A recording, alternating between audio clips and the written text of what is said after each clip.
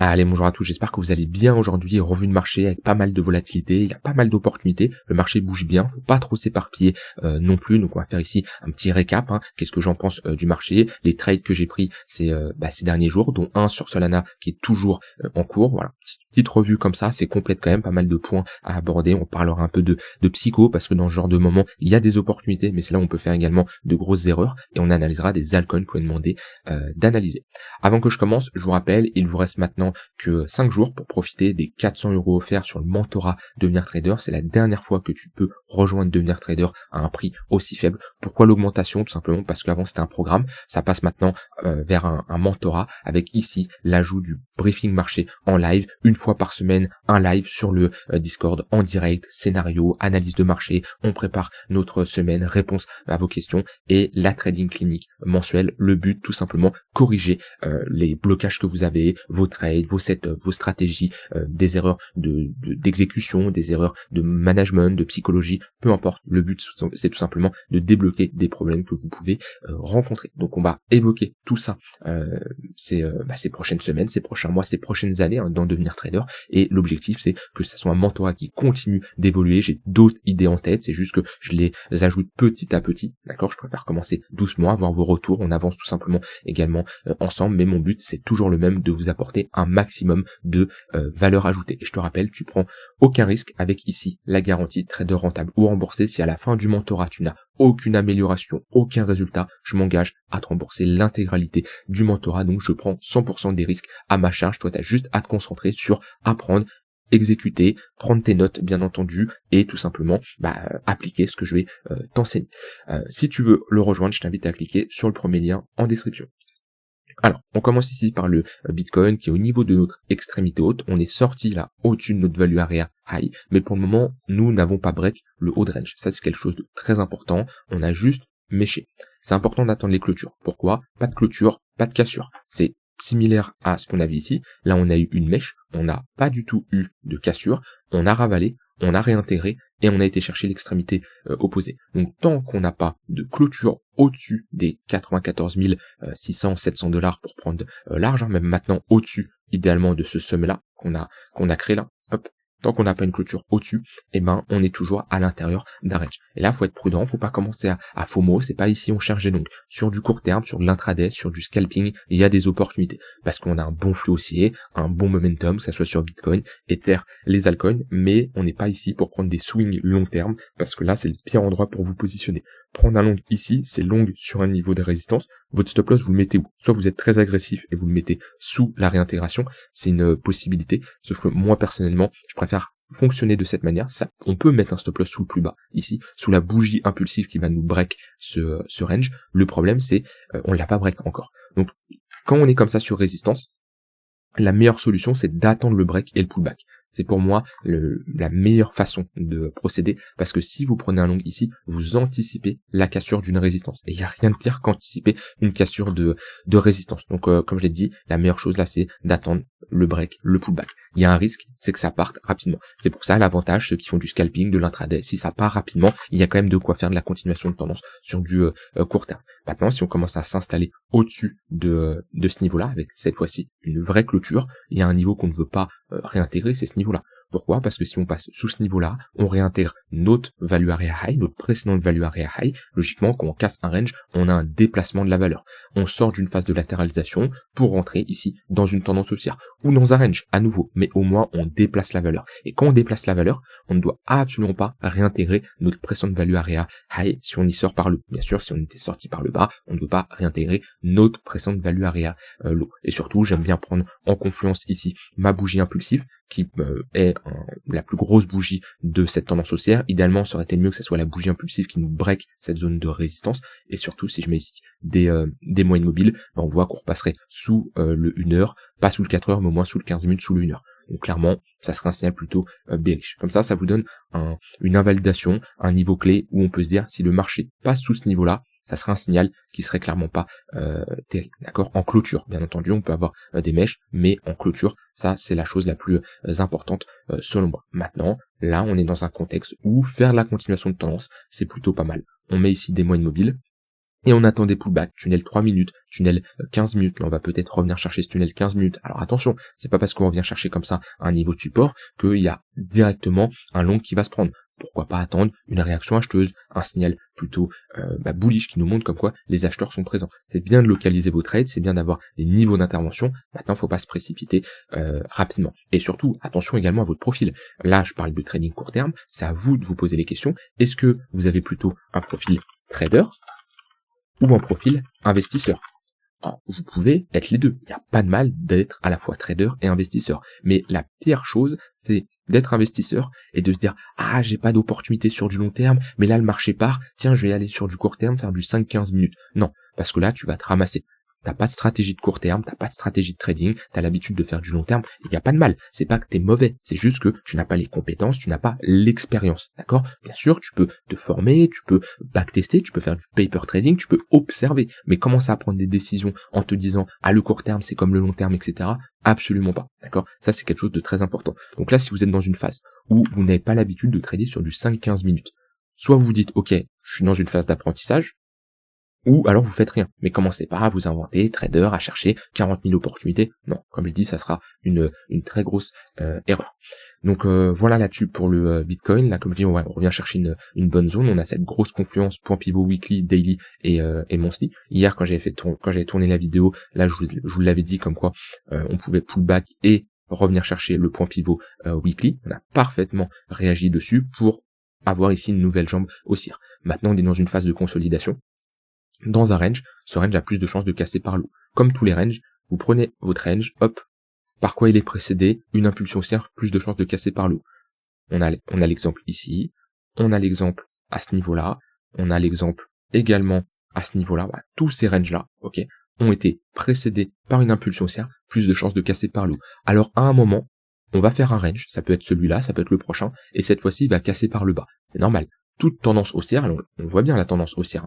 Ici, hop, notre impulsion haussière, on va les dessiner, regardez, hop, on va enlever tout ça, tac. Ici, notre impulsion haussière, notre retracement, impulsion haussière, retracement, tac, impulsion haussière, retracement, etc., etc. Là, on a l'exemple typique d'une tendance haussière. Et bien sûr, pendant les phases de retracement, pendant ce genre de creux, ici, c'est des phases de latéralisation. Dans une tendance haussière, on a plus de chances d'avoir un prolongement de notre tendance. Pourquoi? Parce que une tendance continue 2, 3, 4, 5, 6 fois, voire plus, et se retourne qu'une seule fois. Donc on est plus dans le sens des probabilités si on parie sur un prolongement de notre tendance. Maintenant, comme je l'ai dit, cette tendance, à un moment donné, elle va se retourner. Ça va peut-être être ici, peut-être plus tard. Et c'est là l'importance d'avoir une gestion de risque. Parce que si vous êtes à chaque fois all-in, là vous allez avoir raison, là vous allez avoir raison, là aussi, mais là vous allez tout perdre. Et au final, vous avez raison 3 fois, vous avez tort une seule fois, mais si la fois où vous avez tort, ça rattrape tous les gains que vous avez faits, il y a une très mauvaise gestion de votre risque, et sur du long terme, vous serez pas rentable. Donc pour le moment, Bitcoin est bullish, là sur du court moyen terme. Le long terme, pas encore. Pourquoi? Parce que, hop, je repasse sur cette charte là, je mets ici des tunnels. Pourquoi le long terme? Parce que on est toujours sous le tunnel daily et toujours dans une tendance baissière weekly. Si on commence à clôturer au-dessus des 94 700, et moi j'aurai un gros signal vraiment plus intéressant si là je break mon point pivot yearly. Hop, je vous l'afficher. Je vais tout masquer, weekly et mensuel, et R5, tac, voilà. J'aurai un signal beaucoup plus intéressant si on break le point pivot yearly et le tunnel daily, une plus grosse confirmation. Oui, il y a un écart, oui, on est sur du long terme, donc on sera pas aussi précis que si on le fait sur du court terme. Faut accepter d'avoir ici des écarts de prix entre des niveaux à break. Oui, je serais beaucoup plus convaincu comme quoi on peut retracer et revenir chercher par exemple 106, 107 000 $ sur le Bitcoin si on casse les 94 000 $, mais faut vraiment accepter au-dessus de ce niveau-là également, parce que là on a quand même une bonne zone entre le tunnel daily et le point pivot yearly. Donc étape par étape, pour le moment on n'a pas break, commencez pas à parler de oui ça y est reprise to the moon, à vous exciter et à prendre des grosses positions. J'ai pris quelques positions, mais alors, soit je me suis positionné très bas comme sur Solana, soit ça a été de la continuation de tendance comme sur Ether qu'on va voir après, mais en aucun cas ici je vais prendre des longues sur Bitcoin, parce que si je regarde ici mon MACD, on commence à avoir des petits signes d'essoufflement, on le voit bien ici sur cette divergence baissière. Alors, une divergence baissière, ça ne nous indique pas un retournement de tendance. Ça nous indique tout simplement une perte du momentum du côté des acheteurs. Si par contre on commence à perdre ce niveau-là et structurer ici un M-top, là oui, là on aura une cassure de notre range par le bas, structure de retournement, et comme on aura tout simplement une tendance baissière sur du court terme, pourquoi pas pour revenir chercher ici les 92 000 $, par exemple. Ça structure pas un top moyen terme non plus. À partir du moment où on valide ici plusieurs journées de range, on casse à la hausse, faut au moins un top daily pour inverser le petit bottom qu'on a constitué ici. Donc on garde un momentum bullish sur du moyen terme, par contre petite dégradation, petite perte sur du court terme. Rien d'alarmant en tout cas pour le moment, mais comme je dis, on est sur résistance, donc vaut mieux être prudent. Maintenant, rien n'empêche de prendre des trades comme j'avais pris ici sur Ether, que j'ai clôturé, hein. Je vous l'avais partagé lui hier, je l'ai clôturé, j'ai eu un TP partiel à 2 pour 1 à ce niveau-là. Hop, voilà, 2 pour 1, stop loss à break-even. Donc quand je dis un stop loss à break-even, c'est que mon stop revient à mon prix d'entrée. Ok, donc je préfère fonctionner comme ça, au moins je sécurise une partie de la position. Au final, on n'a pas enclenché mon stop, on a eu une bonne réaction acheteuse et j'ai pu ici clôturer 100% de ma position au niveau du point pivot weekly. Donc voilà, un bon trade ici. J'ai préféré clôturer sur le point pivot weekly parce que c'est un niveau de résistance. Je vous avais dit qu'il y avait une zone qui m'intéressait hier, c'était ce sommet-là et le point pivot weekly. Et puis on arrivait ici au niveau de la nuit. Je voulais pas garder ce trade pendant la nuit. Alors, il y en a qui vont me dire ah oui, t'aurais pu le garder, t'aurais pu ici aller chercher un risque plus important. Oui, mais avec des si, on refait toujours le monde. Moi ici, j'ai respecté mon plan, ok, j'ai dormi tranquillement. J'ai pas eu ici à me dire ouais, faut que je regarde le trade, etc. Parce que bon. J'ai passé le cap, bien sûr, quand j'ai un trade ouvert la nuit, de commencer à cogiter et mal dormir. Je sais qu'au début, ceux qui tradent au début, ça sera le cas. Moi, en tout cas, je suis passé par là quand j'ai commencé. Maintenant, c'est plus le cas. Je peux laisser un trade. En plus, il était sécurisé, BE, etc. J'ai des alertes. Bon, je peux dormir tranquille. Mais c'est toujours plus agréable de se dire, ok, j'ai pris mes gains, j'ai respecté mon plan, c'est bon. Et oui, c'est sûr, j'aurais pu le garder, mais le plus important, c'est est-ce que j'ai respecté ma stratégie? La réponse est oui. Si on commence à se dire, ah, si j'avais su, si j'avais fait ça, si, oui, mais au final, c'est trop simple. Ok, c'est trop simple. Donc voilà, trade clôturé sur Ether. J'en ai pas repris parce que j'ai pas eu de setup qui s'est exécuté. Vous voyez, si on revient chercher cette zone-là, 3200, ça peut être une bonne zone. Point pivot daily, chiffre rond psychologique, tunnel 15 minutes, ça serait une bonne zone ici de localisation. On y vient à Ether. De toute façon, on n'est pas loin de cette zone de résistance des 3400. Ça, on l'avait vu que si on commençait à clôturer au-dessus de ce niveau-là, on a de grandes chances d'aller chercher cette prochaine zone de résistance. Par contre, Ether, pareil, il arrive ici sur un point d'intérêt. Si, pareil, on clôture et on s'installe au-dessus des 3400, il y aurait de grandes chances de revenir chercher ici 3008 et 4000 $. Maintenant, étape par étape, ok, on n'y est pas encore, on ne peut pas anticiper la cassure d'un niveau tant qu'on ne l'a pas réellement cassé. Donc, je reste optimiste pour le moment vu que j'ai des moyennes mobiles orientés à la hausse. On voit bien ici, mes moyennes mobiles sont orientées à la hausse. D'ailleurs, je l'avais pas vu, je le vois en même temps que vous. On passe au-dessus du point pivot principal, point pivot yearly. Donc ça c'est plutôt pas mal. En général, ce qu'il faut se dire, hein, c'est que les points pivots, j'ai fait un tuto, n'hésitez pas à aller le voir, on peut les utiliser de différentes façons. Soit c'est des niveaux qui vont faire office de support et de résistance, ok, ou alors on prend le point pivot principal. Je vais masquer les autres pour que ça soit plus simple.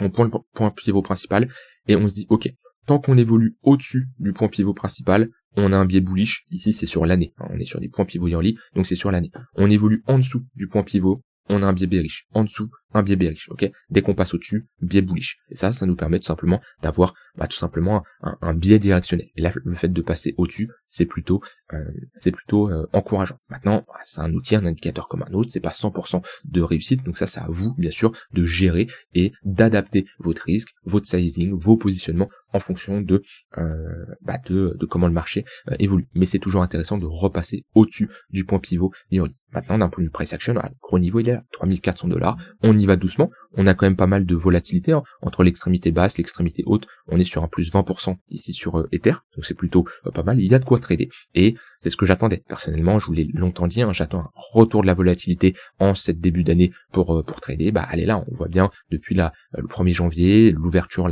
lundi, on a pas mal de volat. C'est plutôt agréable et c'est là où il y a tout simplement les meilleures opportunités. Maintenant sur Ether, je préfère patienter moi de mon côté. J'ai toujours ce trade sur Solana que je vous ai partagé. Voilà, c'est là l'importance du trade management. Beaucoup vont montrer leur trade, mais ensuite ils vont juste montrer la clôture finale de leur trade. Personnellement, je préfère vous montrer comment je manage ce trade avec vous. La dernière fois, c'était hier, je vous avais dit que j'étais à break-even. Là maintenant, j'ai un trailing stop. Alors, actuellement, j'ai un TP partiel de 50% sur les 146,5 $. Donc ici, je clôture 50% de ma position parce que on est clairement sur une bonne zone de résistance. Et à ce niveau-là, j'ai un stop loss en mode trailing stop. Je l'avais mis là et actuellement, il est ici. Donc si on commence à repasser en dessous de ce niveau-là, je clôturerai mon trade. Et si on commence à clôturer comme ça en H4, c'est dommage, j'ai une mèche assez importante ici, mais je vais sûrement le déplacer à ce niveau-là. Je vais voir comment le marché se déplace, mais ouais, je vais sûrement le mettre là, ce qui fait un trade assez intéressant, hein, même si je me fais enclencher à ce niveau-là. Je serai ici sur un 2,2 pour 1. On a été chercher au plus haut ici un 3,5 pour 1. Bon, voilà, j'ai 50% qui est prêt à être clôturé au-dessus des 146 $. Maintenant, c'est une zone, je vais faire très attention parce que on est sur un point d'intérêt. Si je commence à avoir une réaction vendeuse, je pourrais également clôturer 100% de mon trade. Donc voilà, un bon trade pour cette début d'année. Je suis content de vous le montrer en plus, ce trade management. Après, honnêtement, c'est pas le trade le plus dur à manager, dans le sens où on fait des creux, des sommets de plus en plus haut, il n'y a pas trop de fausses cassures, de pièges. Si je mets ici des moyennes mobiles, les moyennes mobiles sont orientées à la hausse, le 15 minutes office de support, c'est un trade qui est plutôt simple à manager. Je vais pas vous mentir, à vous dire waouh, ici c'est compliqué, je fais des analyses de ouf. Non, ce trade là, honnêtement, j'ai juste à monter mon stop. Ici, on profite du momentum. Par contre, c'est plutôt un trade qui va être psychologique. Il y en a beaucoup ici qui auraient coupé peut-être plus rapidement ce trade. Le couper ici, parce que ils veulent faire des petits gains. Faites pas des petits gains. Ah, oui, il vaut mieux des petits gains qu'une perte, c'est sûr, mais chercher à faire des gros gains, c'est beaucoup plus intéressant que chercher à faire plein de petits gains. Je préfère chercher la qualité plutôt que la quantité. Voilà pour Bitcoin, Ether, Solana. Au niveau du marché US, on se reprend plutôt bien. On a la réintégration d'un niveau qui était pour moi très important.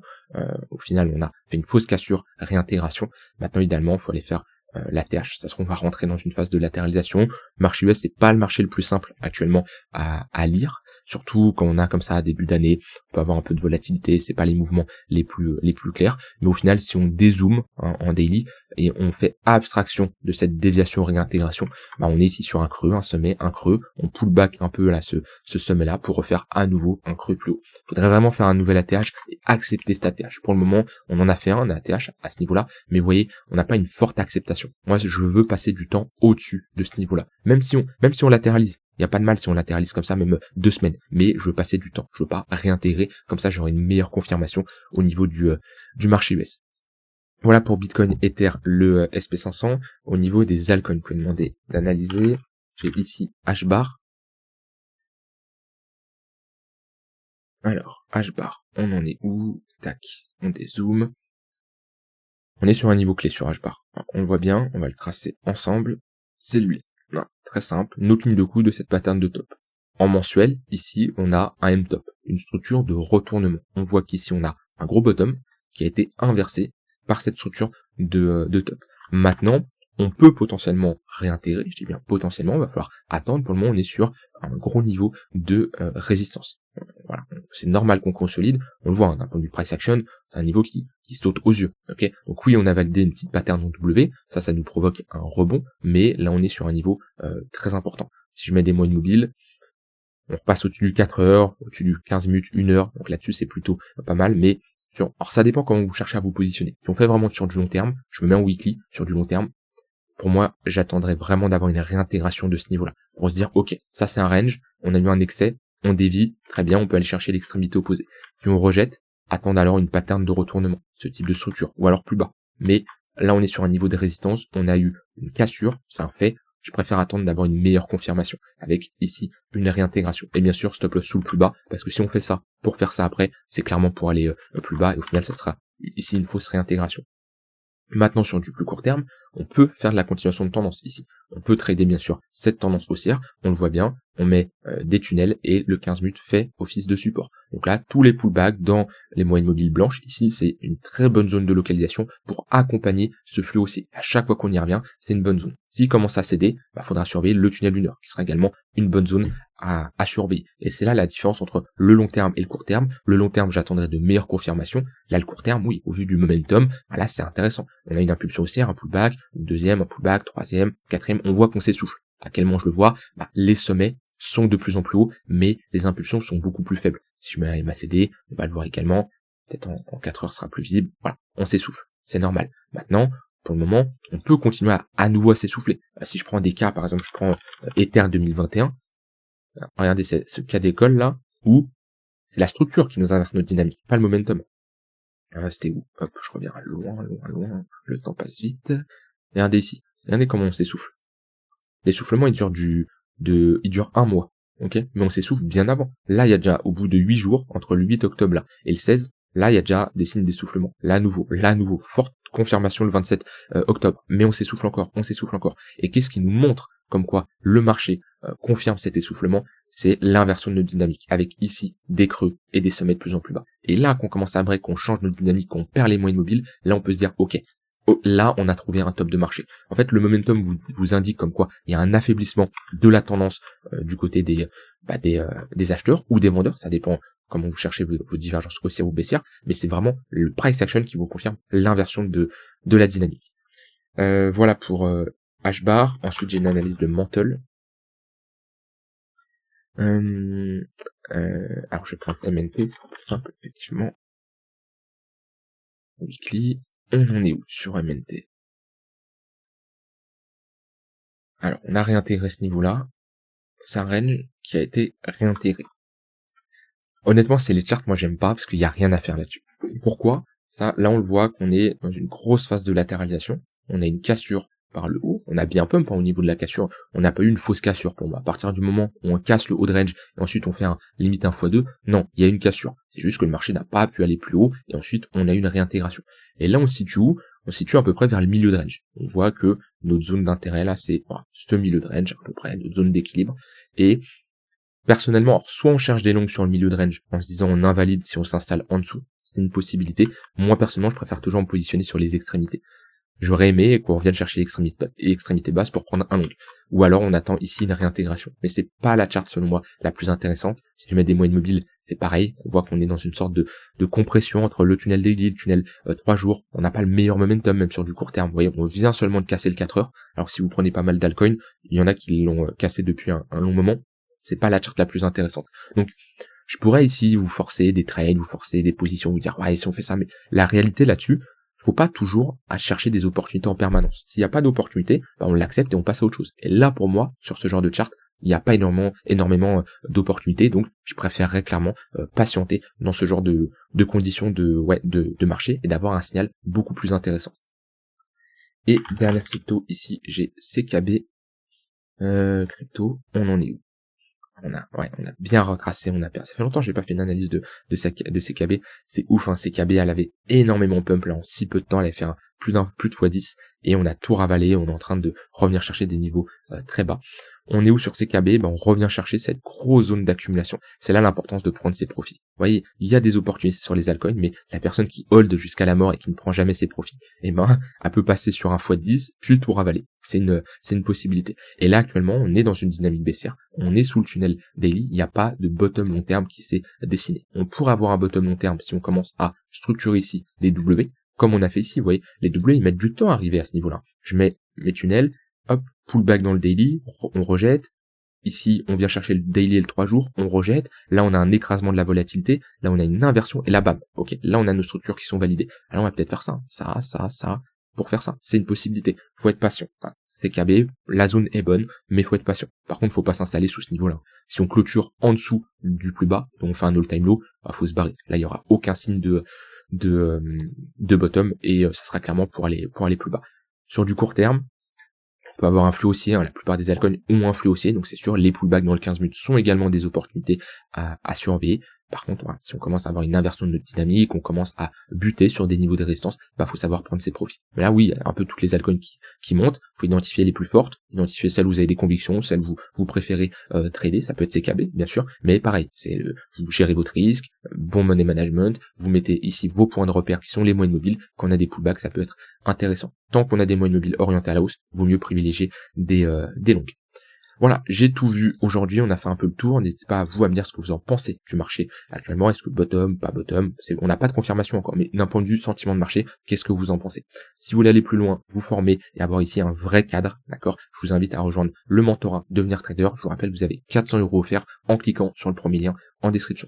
Je vous souhaite une très bonne soirée et je vous dis à demain pour une prochaine vidéo, bye bye.